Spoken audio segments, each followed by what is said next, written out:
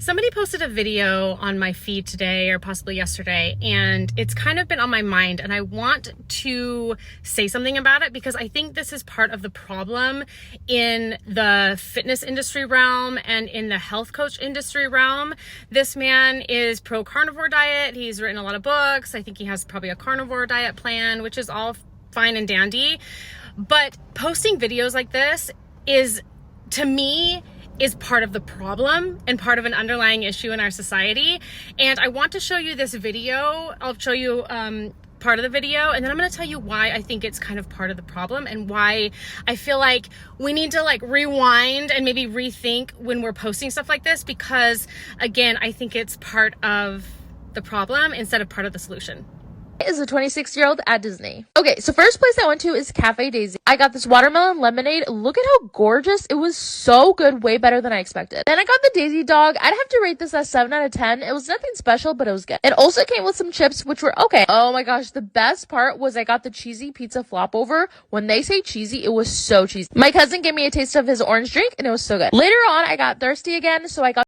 What I hope this man was doing by posting this video of this lovely young woman enjoying her day at Disneyland, I hope he was trying to showcase how, easily it is to drink a lot of sugar in throughout one day while you're simply enjoying yourself in an amusement park. I hope he's trying to showcase the standard American diet and how readily available it is at corporate-owned establishments like amusement parks. I hope he's shining the light on big food and how easy it is to get your hands on it, and how much you could possibly consume in a day without even realizing it. What I don't hope he's doing is picking this video because she looks a certain way and happens to be consuming this food at the happiest place on earth.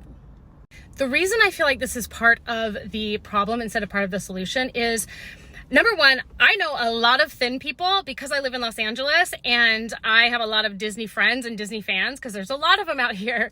I know a lot of very thin people who go to Disneyland on a regular basis and eat all of this food. They're thin, they walk around, they don't have any metabolic issues, any health issues. Their health is the least of their concerns, and they walk around these amusement parks eating all of this food.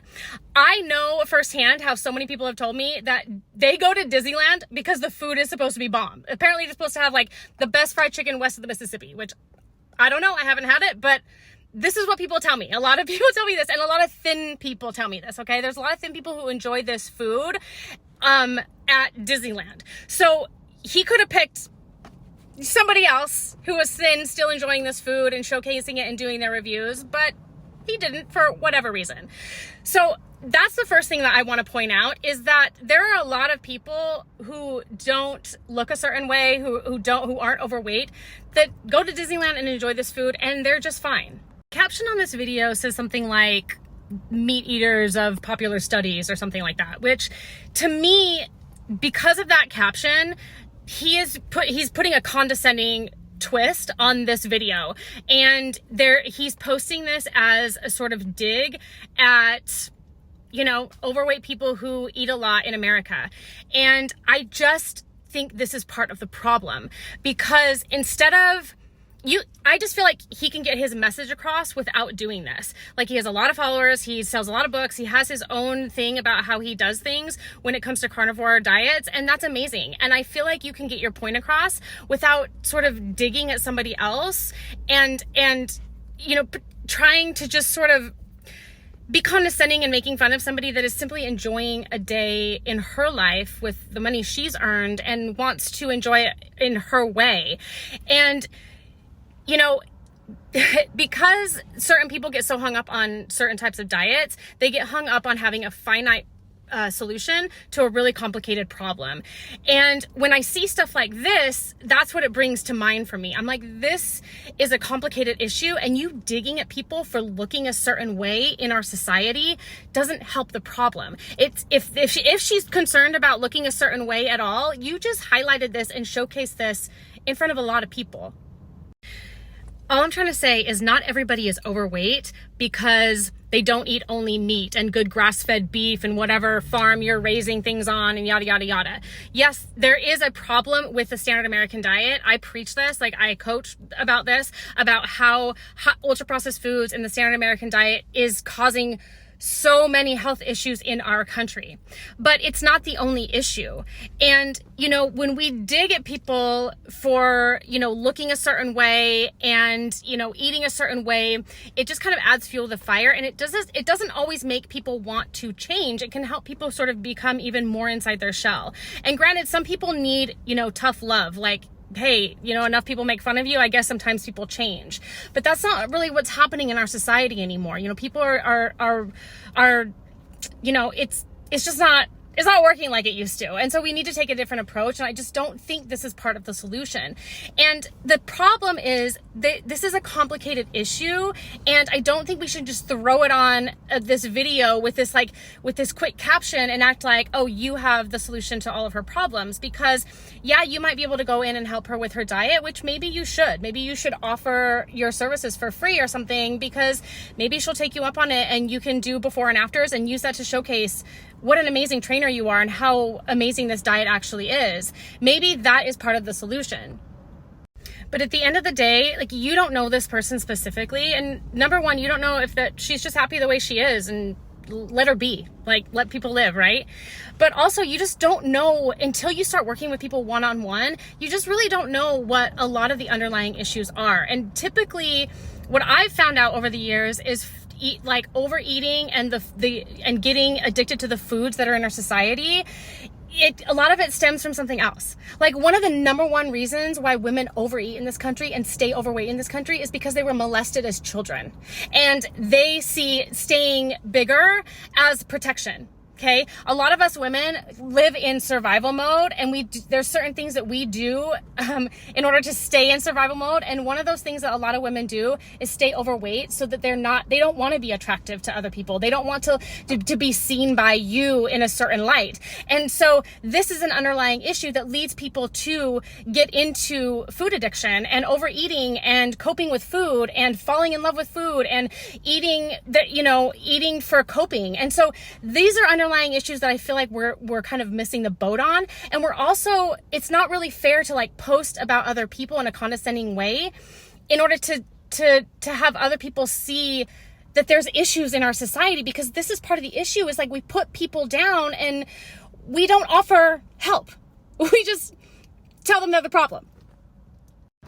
You know, I think if you're going to be posting videos about something on your Instagram, instead of poking fun at one individual for a day at the park, maybe you should get to part of the problem, which is the fact that this is the food that's available at the park. Okay, like, we are a product of our resources, and we are going to make decisions based on what's available to us. And if this park has all of this stuff available, then of course people are going to try it and enjoy it, no matter their size. But if you have a problem with the standard American diet, and you have a problem with the food that we're eating and the meat that we're eating and the fake meat that we're eating, then go to the sources and try to rally them to make sure they're spending money on and they're cooking the meat that you think that other people should be eating, this good for you meat, this grass-fed meat, all of these things, instead of picking apart individuals for looking a certain way and probably not even knowing, not even being educated on the meat and the farming industry. It's like, I have to go out of my way to learn so much about the farming industry and the food that I'm consuming. Not everybody gets to do that. Not everybody has the luxury of educating themselves or getting the education that you received, that you chose to continue with. Like, you don't know where people come from, and you don't know what they're educated on. You don't know what their budget is, you don't know what's available to them, and you don't know what the underlying root causes of any of their issues are. So if you want to get to the root of the problem, either reach out to her individually or go to Disneyland and fix their food.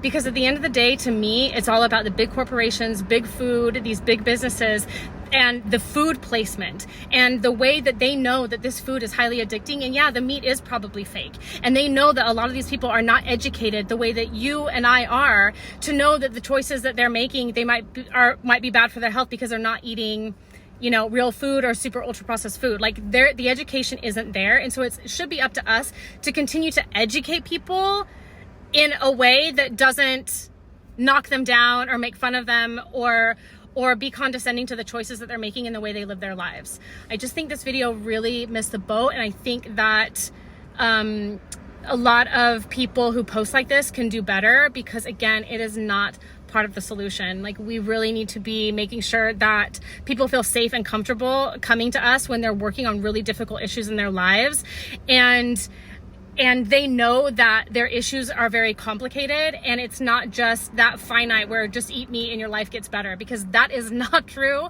and it doesn't even make sense. So let's please just be careful when we're posting stuff like this. And like I said, if you really want to make a change, go after big food. If you want to use your platform because you got all these followers, go after big food, because that's where the problem is. And if you want to help individuals from where they're coming from, and be kind about it and not judgmental, and just don't post shit like this, because it bugs me.